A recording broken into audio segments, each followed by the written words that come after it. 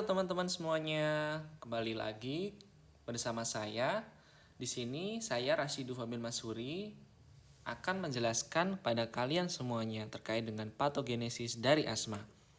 Sebelumnya kita perlu mengetahui apa aja faktor yang menyebabkan asma. Faktor yang menyebabkan asma dalam hari ini ada dua, faktor genetik dan juga yang kedua adalah faktor lingkungan atau environment. Faktor genetik ini diakibatkan oleh mutasi yang dinamakan dengan mutasi HLA. Mutasi ini menyebabkan kerusakan dari epitel. Bayangin ada gen ya, yang mana gen itu adalah suatu yang menyebabkan sel itu bisa terbentuk. Dia akan mengalami kerusakan. Maka efeknya apa? Maka efeknya sel-sel yang harusnya itu normal bentuknya bagus-bagus seperti ini, misalnya, maka dia akan rusak-rusak. Dan kerusakan dari sel inilah yang menyebabkan keluhan asma. Selain faktor genetik, terdapat faktor lingkungan atau environment yang diakibatkan oleh higienitas yang kurang, kemudian pemberian antibiotik, dan lain sebagainya. Faktor lingkungan yang menyebabkan asma ini disebut sebagai alergen. Baik, jadi kedua faktor ini saling berkaitan. Tidak bisa berjalan sendiri-sendiri. Keduanya saling berkaitan secara sinergis dan bersama-sama menyebabkan keluhan asma itu muncul. Teman-teman pastinya juga sudah mengetahui sebelumnya bahwa asma itu merupakan suatu respon imunitas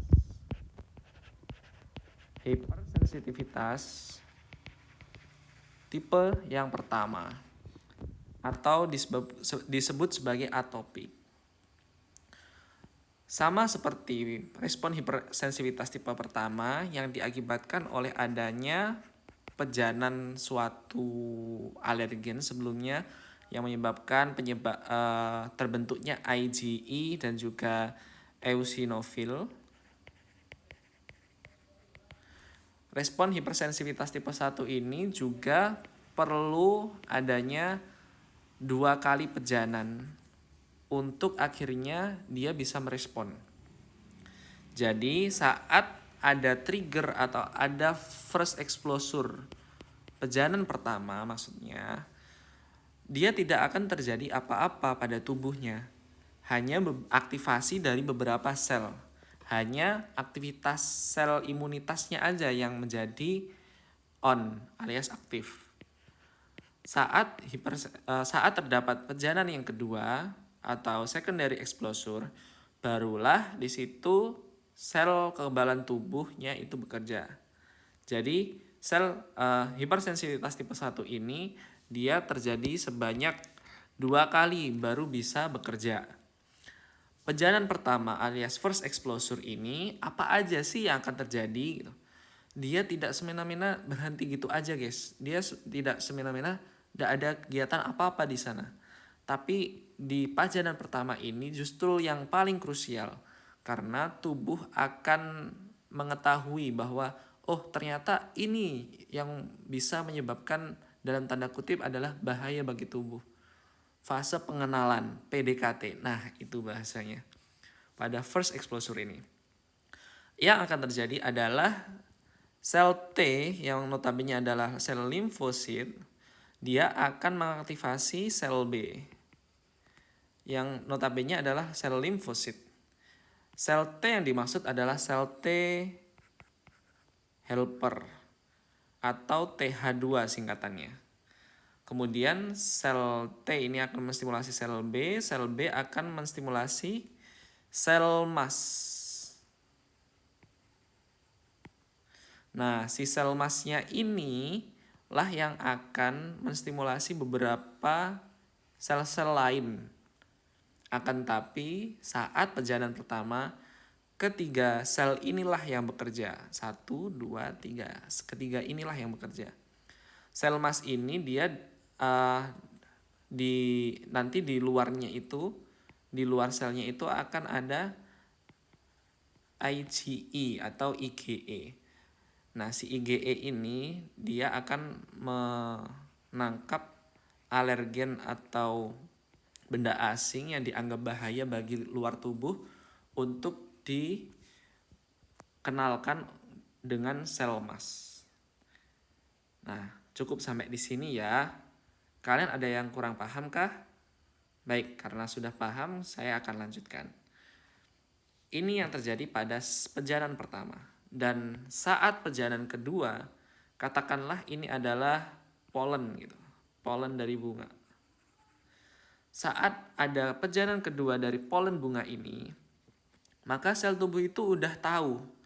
Dia nggak mulai dari sel T, sel B, kemudian sel emas. Tapi dia langsung ke sel emas. Nah, si sel emas ini sebelumnya udah ada IgE-nya nih. Nah, karena dia sudah tahu bahwa polennya kemarin udah pernah menyerang kita, udah pernah terpapar, maka aku udah tahu nih ini namanya polen. Nah, karena dia udah kenal, saling mengenal satu sama lain ya, makanya PDKT-nya itu cepat. Nah, di secondary exposure ini ada dua hal teman-teman yang akan terjadi. Nah, dua hal itu apa aja sih? Nah, dua hal itu yang pertama adalah early response alias respon awal dari tubuh. Respon awal ini terjadi dalam kurun waktu kurang dari 2 jam. Kemudian yang kedua adalah delay respon alias respon yang sedikit lebih lama. Nah, respon yang sedikit lebih lama ini lebih dari 3 jam. Untuk early responnya yang akan terjadi adalah si IgE ini yang sudah terikat dengan alergen yang ada pada sel emas yang terpaparkan oleh sel emas, dia akan memicu histamin untuk keluar. Nah, histamin ini adalah suatu respon inflamasi dan beberapa mediator inflamasi yang lain. Karena ada histamin yang dikeluarkan di sini serta ada proinflamator yang lain, maka yang terjadi adalah proses inflamasi, guys. Sama halnya beberapa jenis inflamasi. Hafalannya apa aja, guys? Respon inflamasi itu bisa disebutkan salah satu yuk. Ada rubor, kolor, dolor, dan fungsiolesa. Kita bahas terlebih dahulu dari beberapa hal ini, tapi kita kesampingkan ya. Kita bahas kotak-kotak yang ada di sini biar kalian lebih mudah memahaminya. Jadi karena ada histamin serta proinflamasi yang keluar ini, maka respon yang akan terjadi adalah permeabilitas vaskuler yang akan meningkat, alias sel darah alias pembuluh darahnya itu akan cenderung melebar seperti itu. Nah, selain pembuluh darah yang melebar, sel goblet adalah suatu sel yang mensekresikan dari mukus atau mukosa atau lendir itu akan hiperplasia. Dia akan membelah diri makin banyak lagi. Sehingga apa kalau misal pabriknya makin banyak? Ya betul guys. Produksi dari cairan atau mukusnya itu juga akan makin banyak lagi di dalam saluran pernafasan. Lalu terdapat kontraksi dari otot polos saluran pernafasan yang awalnya dia besar seperti ini, karena kontraksi dia akan mengecil seperti itu. Nah, bayangin, dari ketiga hal ini, bila mana dia terjadi secara simultan alias bersama-sama pada suatu pasien, apa yang akan terjadi? Orangnya itu akan sesek, akan susah buat nafas. Nah, begitulah orang asma itu bisa terjadi. Dan ini masih onset kurang dari 2 jam alias masih early onsetnya. Gimana late onsetnya alias delay responnya itu yang terjadi lebih dari 3 jam?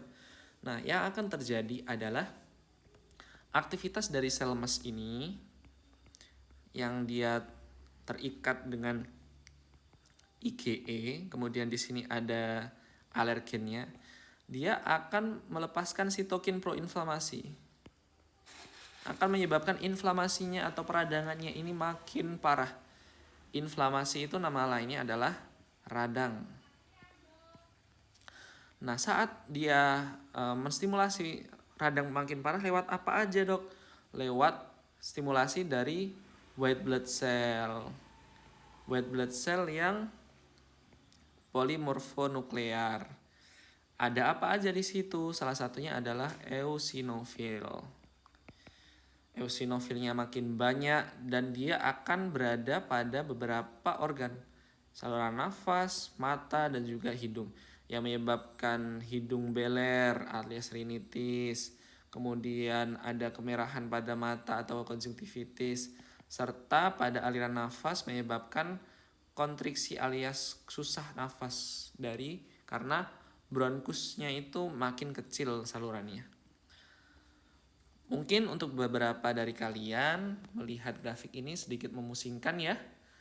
Nah, izinkan saya untuk menjelaskan lewat bagan yang lebih enak untuk dipandang lewat gambar ini.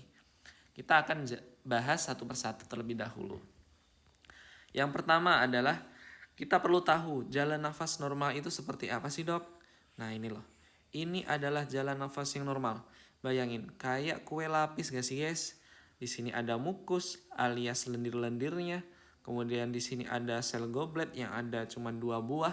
Lalu di sini ada jaringan ikat yang di dalamnya ada pembuluh darah ini, guys.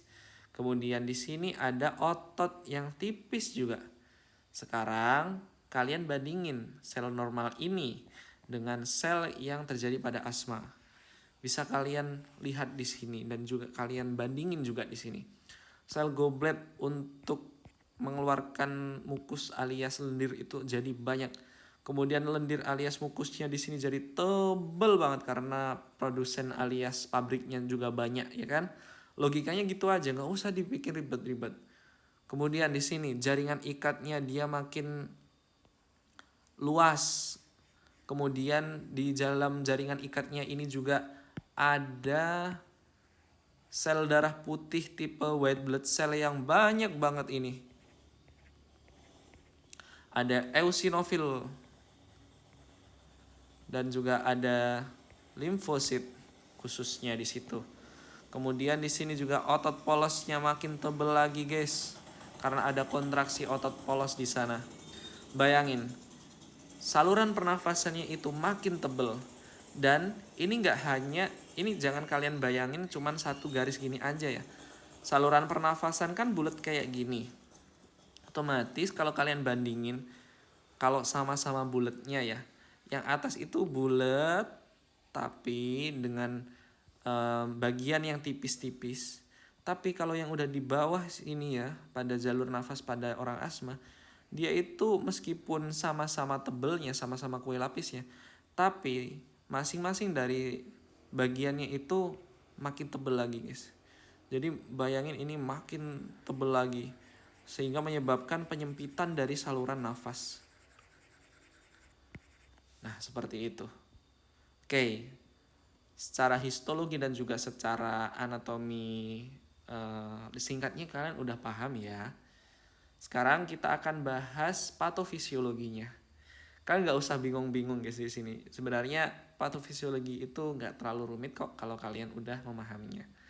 Kita akan bahas satu persatu secara mudah sehingga kalian akan enak untuk mencerna materinya. Oke? Tarik nafas dulu, dikeluarkan. Baik, kita akan mulai. Jadi berikut adalah mekanisme yang memicu asma. Asma itu dipicu oleh berbagai macam hal yang disebut sebagai alergen. Kemudian alergen ini merupakan bagian dari antigen. Jadi kalau kalian pernah melihat bagian seperti ini ya. Jadi alergen itu merupakan bagian dari antigen. Jadi kayak sinonimnya gitu. Kalian nggak usah pusing-pusing. Di alergen ini, di dalamnya itu ada serbuk sari.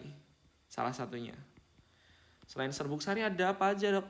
Ada ada virus, debu, dan lain sebagainya yang menyebabkan alergen alias menyebabkan alergi.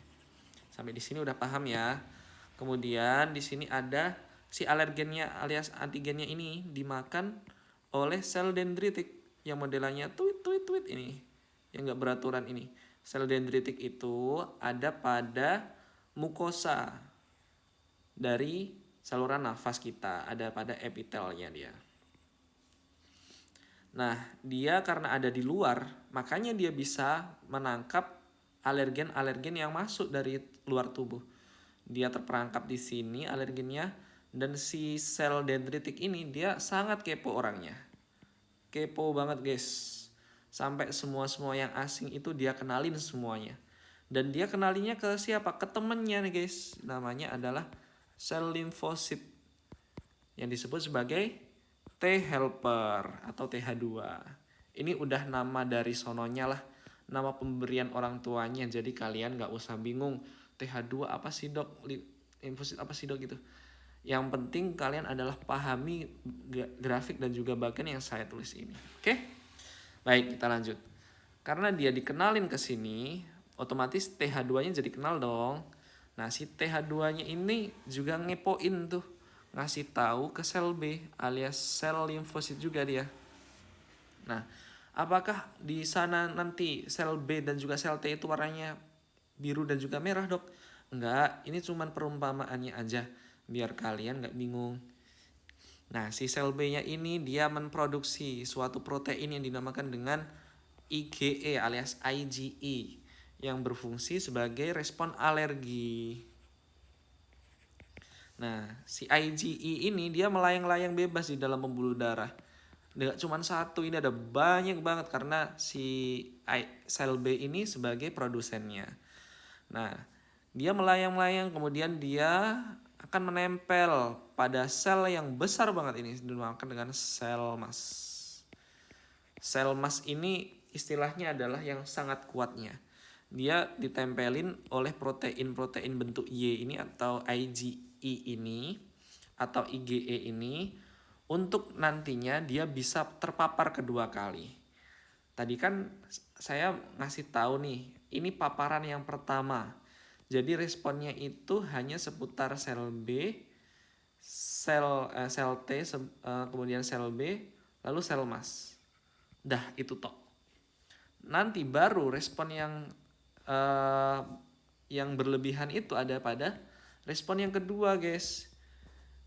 Akibat dari misal serbuk sarinya atau debu-debunya itu datang lagi setelah paparan pertama, berarti paparan kedua kan. Akhirnya dia ditangkap langsung, tapi nggak lewat sel T, sel B, sel mas lagi. Nggak lewat itu, tapi langsung ke sel masnya. Betul banget.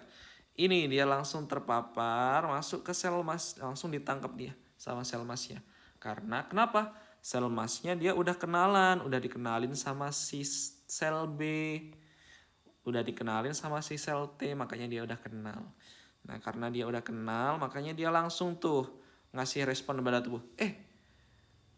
Ini loh, ada orang asing dari luar. Apa nggak baiknya kita jaga diri aja ya? Gitu. Apa nggak kita memproteksi diri tubuh kita aja ya? Nah gitu loh. Kira-kira obrolan mereka. Nah, pada responnya ke saluran ke dalam saraf, dia akan menstimulasi saraf vagal afferent untuk menyebabkan kontraksi daripada otot polos. Otot polosnya jadi besar-besar ini.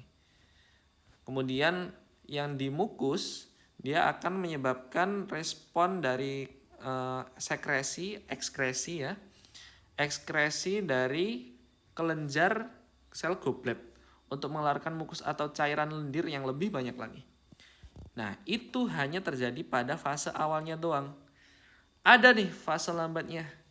Fase lambat yang terjadi lebih dari 3 jam. Apa aja yang fase lambatnya? Meskipun namanya fase lambat, karena dia lambat, inilah yang menyebabkan responnya makin brutal lagi. Dia si sel masnya ini karena dia udah panik banget, dia manggil si eosinofil, manggil si basofil, manggil si neutrofil untuk melakukan serangan besar-besaran pada saluran pernafasan. Alhasil apa? Mukusnya nambah tebel, kemudian kontraksi dari sel-sel darah, sel dari saluran nafasnya makin hebat. Akibatnya yang awalnya itu saluran nafas udah sempit, dia dibikin sempit lagi. Nah, begitulah kira-kira orang kalau kena asma. Itu ya teman-teman ya patogenesisnya ya. Baik, kita overview alias kita singkat saja untuk hari ini. Jadi asma itu didefinisikan sebagai suatu serangan penyakit saluran nafas yang diakibatkan oleh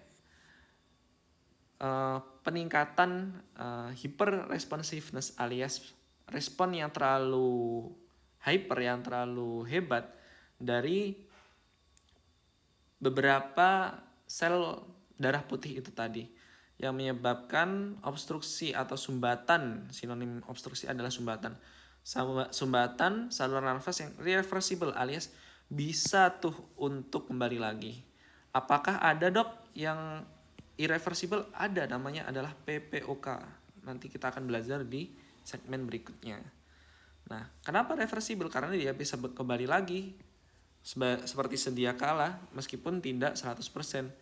Bila mana terkontrol dan juga menggunakan namanya apa coba teman-teman obatnya? Betul, bronkodilator. Nah, adapun asma itu bisa di-trigger alias bisa dipicu oleh beberapa hal. Misalnya infeksi saluran nafas atas atau ISPA. Kemudian adanya alergen yang masuk. Misal polen, tapi jarang polen ada di Indonesia ya. Ini biasanya ada di luar negeri. Kalau orang-orang Asia biasanya alergi apa yang bau-bauan mungkin seperti itu ya. Nah, ini yang banyak dust dan juga mold alias debu dan juga jamur-jamuran kayak gitu. Kemudian ada polusi udara, kemudian ada obat-obatan, ada udara dingin serta exercise atau aktivitas yang terlalu berat. Makanya dalam penegakan asma kita perlu mengetahui juga penyebabnya pada pasien sehingga kita bisa KIE dengan baik dan juga benar. Jangan lupa untuk menanyakan, sebelumnya pernah ada serangan seperti ini kah Pak? Apakah ada Bapak sebelumnya ada infeksi saluran nafas atas? Apakah ada riwayat misal bersih-bersih atau tidur di tempat yang tidak terlalu bersih karena adanya jamur ini? Kemudian apakah ada bepergian, mungkin penyebabnya adalah polusi. Apakah ada riwayat nyeri gitu ya, sehingga minum obat. Kemudian ada obat-obatankah yang rutin dikonsumsi, misalnya obat jantung karena beta blocker. Di sini banyak pada penanganan pasien jantung. Pernah berkunjung ke tempat dingin, habis berkunjung ke tempat dingin kah, atau habis aktivitas yang terlalu berat. Jadi ini semua berhubungan dengan asma. Begitulah patofisiologi dari asma. Dari sini apakah ada yang ditanyakan teman-teman? Baik, nanti silakan bagi yang akan bertanya kalian ketik di kolom komentar ya. Kita akan bertemu pada video berikutnya. Bye bye.